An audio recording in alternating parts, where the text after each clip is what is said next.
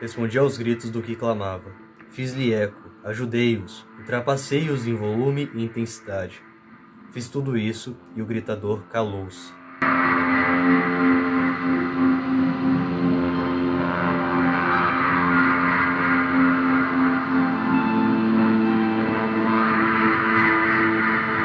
Olá, leitores, bem-vindos a mais um vídeo aqui do canal. E no vídeo de hoje vamos conversar sobre mais um conto de Edgar Allan Poe. E desta vez é o conto intitulado de O Barril de Amontilhado. Então, sem mais delongas, e bora lá para o vídeo de hoje.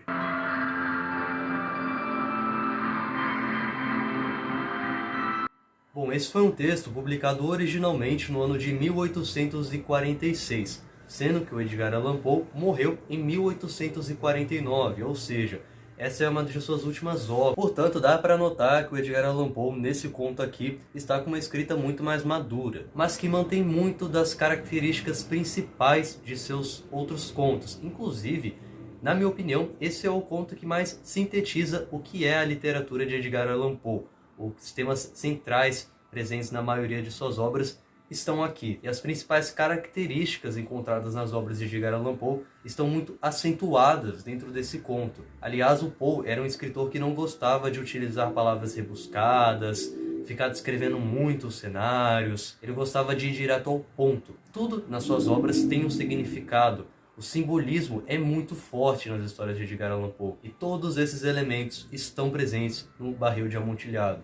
Nesta minha coletânea, o conto tem em média 7 páginas, então realmente é uma história muito curta, que te prende do início ao fim. Bom, essa é uma história narrada em primeira pessoa. No início dela não sabemos o nome do narrador, isso a gente só vai descobrir bem no final da história, e toda essa narrativa será construída como se fosse uma espécie de confissão desse personagem de uma vingança que ele cometeu há 50 anos atrás. No entanto, ele narra essa vingança sem nenhum tipo de remorso, ou seja, ele não se arrependeu nem um pouco do que fez. E como não poderia deixar de ser em uma história de Edgar Allan Poe, mais uma vez temos um narrador nada confiável. Ele acaba escondendo diversas informações extremamente importantes aqui para a história. Por exemplo, no início, ele diz o seguinte: suportei da melhor forma que pude as muitas injúrias de Fortunato, mas quando ele se atreveu a insultar-me, jurei vingança. Então a única coisa que a gente sabe desse tal motivo dessa vingança foi o fato do Fortunato ter o insultado. Mas o que foi esse insulto? O que de grave ele tão fez para esse personagem, o narrador, ter feito essa vingança? Essa é uma informação que a gente não fica sabendo, então fica a critério do leitor julgar o que é certo e o que é errado e supor o que pode ter acontecido. E dá para ver que ele planejou muito bem essa vingança. Aliás, ele queria se vingar de Fortunato saindo-se impune no final, então ele não queria que alguém descobrisse o que ele fez. Eu não só deveria punir, como punir com impunidade. Um insulto permanece sem troco quando os efeitos da vingança atingem o próprio vingador, ou quando este falha em tornar-se conhecido como tal daquele que o insultou. E apesar desse narrador ter acumulado muito rancor contra Fortunato, depois dessa tal ofensa que ele levou, ele continuou tratando Fortunato como um amigo, com muita cordialidade, coisas do tipo. Então eles mantiveram a amizade. Bom, e ele consegue concretizar essa sua tal vingança em uma noite de carnaval na Itália. Então estava lá o narrador num baile, até que ele encontra o Fortunato, que estava fantasiado de palhaço. Aliás, é muito legal encontrar essas ironias dentro do texto de O Barril de Amontilhado. Isto porque, em uma noite que aparentemente era para ser de diversão e alegria, acaba se tornando a pior noite da vida de Fortunato. Aliás, o nome Fortunato é algo que remete à sorte, coisa que este personagem não vai ter aqui nessa história. E logo no início da conversa entre os dois, o narrador percebe que Fortunato está extremamente bêbado. Ou seja, ele se aproveita desse momento de vulnerabilidade de seu amigo para colocar o seu plano em prática.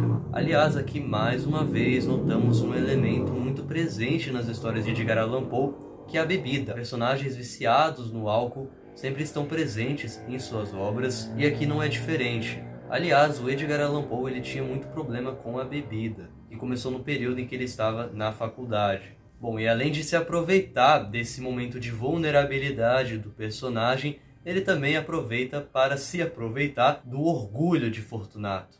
Isso porque ele se considera um especialista em vinhos. Então, o narrador fala que encontrou um barril de amontilhado dentro de sua adega, que fica em seu palácio, e ele queria a opinião de um especialista sobre este vinho. Amontilhado, para quem não sabe, é um vinho espanhol muito sofisticado e específico. Então, logo, o Fortunato se atrai por esta proposta do narrador. Ele meio que se autoconvida ali para experimentar este vinho. E como um bom dissimulado, o narrador no início fala: não, veja que você está muito bêbado, você está tossindo muito também, não vai fazer bem você ir lá entrar na minha adega. Isso porque ela fica nas profundezas do palácio, então o local é muito úmido, isso só faria mal para você, pode deixar que eu peça a opinião de outra pessoa. Ou seja, ele tinha aquela lábia e, pelo visto, ele conhecia muito bem os pontos fracos do Fortunato. Então a gente logo percebe que foi uma vingança muito bem planejada. Não tinha como dar errado, até porque meio que o Fortunato, ele mesmo acaba se deixando levar por essa armadilha. Bom, e dessa forma os dois vão até o palácio do narrador.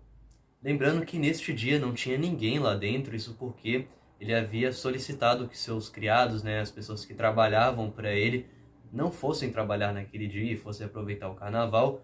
Ou seja, o local estava vazio, muito propício para ele cometer a sua tal vingança, colocar em prática ali o seu plano. É muito interessante essa parte do conto em que o autor começa a descrever todo aquele cenário que parece mais um labirinto, é um local muito claustrofóbico, causando uma certa ansiedade no leitor, até porque o leitor não sabe o que de fato o narrador vai fazer contra Fortunato, e durante o caminho os dois vão conversando. E um trecho do diálogo entre os dois acabou me chamando muito a atenção. Eu vou ler ele aqui para vocês. Você é rico, respeitado, admirado, amado, é feliz, como um dia eu também fui. Isso me deixou, de certo modo, pensativo. Isso porque, mais adiante, vamos descobrir que o narrador, na verdade, ele faz parte de uma família chamada de Montresor, e os Montresor aparenta ser uma família decadente. Ou seja, eu estou supondo que o narrador, ele parecia ter uma certa inveja de Fortunato, da felicidade dele, da riqueza dele, da saúde dele. Algo que a família dele um dia também teve. E pelo visto, não tem mais. Mas claro, isso é só uma suposição minha. E em um certo ponto, eles falam sobre o brasão desta família. Eu vou ler o trecho em que fala da imagem desse brasão, que é muito representativo aqui para a história. Um enorme pé humano de ouro sobre um campo azul. O pé esmaga uma serpente cujos dentes estão encravados no calcanhar. E a legenda desse brasão é: ninguém me fere impunemente. E no final da história, no momento em que a gente descobre que esse narrador faz parte dessa família, que o nome dele inclusive é Montresor, fica muito claro que ele aprendeu com a sua família a não levar nenhum desaforo para casa, digamos assim. Ou seja, qualquer pessoa que ousasse os humilhar, insultar de alguma forma, acabariam levando o troco. Ou seja, a vingança era algo presente nessa família. Aliás, chega um certo momento em que eles acabam encontrando diversos esqueletos ali dentro daquele corredor. Isso era comum em certos palácios daquele período, em que as famílias acabavam enterrando seus entes na parte subterrânea dos palácios. Mas isso também me fez questionar: será que aqueles esqueletos também não são de vítimas do passado também, que fizeram parte aí do plano de vingança dos familiares do Montresor? Bem, acredito que sim, apesar de, mais uma vez, isso não ficar evidente aqui na história. E esse é um dos pontos que eu mais gosto das histórias de Edgar Allan Poe. Ele deixa que o leitor faça suas próprias reflexões, como se o leitor participasse, fosse um participante daquela história. Ou seja, a partir da sua perspectiva, da sua bagagem, você acaba fazendo ali teorias e trazendo novos significados para o texto. Bom, em um certo ponto, no momento em que eles já estão numa parte bem subterrânea do palácio, o Montresor aproveita para concretizar o seu plano e ele acaba algemando o Fortunato. Então ele acabou prendendo na parede. E em um primeiro momento, parece que o Fortunato ele não consegue entender muito bem o que está acontecendo ali. Ele até acha que é uma brincadeira do Montresor e fala assim: o que está acontecendo? E o amontilhado. Então realmente ele fica muito confuso em um primeiro instante. Claro que essa confusão toda também é muito em influência do fato dele estar bêbado. Mas não satisfeito em acorrentar o Fortunato ali, o protagonista começa a emparedá-lo, ou seja, ele começa a subir várias camadas de parede para o prender vivo ali naquele local extremamente sufocante. E no final da história, quando Fortunato se dá conta do que aconteceu, ele começa a gritar, e junto das gritarias de Fortunato, o Montresor grita de volta ainda mais alto. O último som que o narrador acaba escutando é o tilintar dos guizos da fantasia de Fortunato. E o conto se encerra da seguinte forma: nenhuma resposta ainda. Enfiei uma tocha pela abertura que restara e deixei-a cair dentro do recesso. De volta, ouviu-se apenas um tilintar de guizos. Eu já estava nauseado pela umidade das catacumbas. Apressei-me a terminar o trabalho. Forcei a última pedra até assentá-la no lugar certo e cimentei-a. Contra a alvenaria recém-terminada, reempilhei o velho monte de ossos. Há meio século que mortal algum os perturba. E é dessa forma que conhecemos um dos personagens mais perversos já criados por Edgar Allan Poe. Aliás, a perversidade humana, esses sentimentos mais asquerosos que um ser humano pode ter, é algo muito explorado nas histórias de Edgar Allan Poe.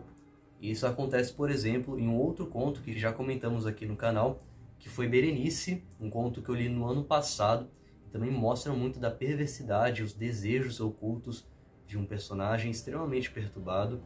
E em O Gato Preto também, de um personagem que parece que aos poucos vai enlouquecendo. Mas diferente desses outros dois personagens que eu acabei de citar aqui, que eles acabam enlouquecendo conforme o conto avança, parece que o Montresor, ele ainda é muito lúcido, ele sabe, ele tem ciência do que fez, ele sabe que aquilo que fez é extremamente asqueroso, mas ele não guarda nenhum remorso, ele não se arrepende. Aliás, parece que ele sente até um certo orgulho de ter feito isto. E é isso que torna esse personagem e esse conto tão assustador. Então vocês notam que não tem nenhum elemento sobrenatural dentro dessa história. O terror de Edgar Allan Poe, essa agonia que ele causa no leitor, vem muito mais dos seus personagens humanos, realmente. Eu acabei encontrando na internet um texto que se aprofunda nessa questão da maldade do personagem principal. Eu estou me referindo ao texto intitulado de Vingança Silenciosa, a Dissimulação em O Barril de Amontilhado, de Edgar Allan Poe, que foi escrito pela Paloma Bispo. Eu vou deixar o texto na íntegra aqui na descrição do vídeo para caso vocês queiram o ler depois, é bem interessante. Apesar de eu ter achado que a autora poderia sim ter se aprofundado em certos quesitos, mas no final acaba sendo um texto que vale sim a pena ser lido. E um outro ponto que torna essa vingança ainda mais cruel é saber que o Montresor, ele acabou se aproveitando de um momento de fragilidade da sua vítima, então ele não teve ainda nenhum culhão de enfrentar o Fortunato em um momento em que ele estivesse sóbrio. Ou seja, ao mesmo tempo que ele é um personagem extremamente perverso, ele também é uma pessoa covarde. Ou seja, além dessa história ser sobre vingança, ela também é uma história sobre traição. Mas enfim, como nós leitores também somos testemunha dessa história aqui, fica a cargo de cada um no final decretar se essa foi ou não uma atitude justificável do personagem. Bom, e ao ler este conto de Edgar Allan Poe, eu acabei encontrando algumas semelhanças com outro texto publicado por uma escritora nacional. Eu estou me referindo a Lígia Fagundes Telles, com seu conto intitulado de Venha Ver o Pôr do Sol. E depois eu descobri que sim, ela se inspirou muito em histórias de Edgar Allan Poe para escrever as suas, e esse conto traz claras referências ao Barril de Amontilhado. Também é uma história de vingança entre dois personagens, em que a vítima acaba tendo um desfecho muito similar ao de Fortunato. Inclusive eu recomendo muito a leitura desse conto para vocês. Assim como Edgar Allan Poe, a Lígia Fagundes Telles conseguiu construir um cenário extremamente claustrofóbico, que deixa o leitor extremamente ansioso para saber o que vai acontecer no final. Então eu já aproveito para deixar minha indicação desse conto aqui para vocês, vale muito a pena ler. E assim como Edgar Allan Poe, a Lígia Fagundes Telles também é uma escritora que escrevia contos bem curtos, que também iam direto ao ponto, mas que são repletos de simbolismos e deixa a cargo do leitor julgar certas decisões dos personagens. Bem pessoal, então é isso, está chegando ao final mais um bate-papo que eu trago aqui para vocês sobre uma história de Edgar Allan Poe. Gosto muito da escrita dele e com certeza ainda vou trazer outros vídeos relacionados a esse escritor, que foi pioneiro em histórias de suspense, terror e mistério. Me digam aí embaixo nos comentários se você já leu esse conto e o que achou dele. Qualquer dúvida ou observação que você tenha a fazer ao vídeo, pode ficar à vontade para fazer. Então é isso, eu vou ficando por aqui, até uma próxima e tchau!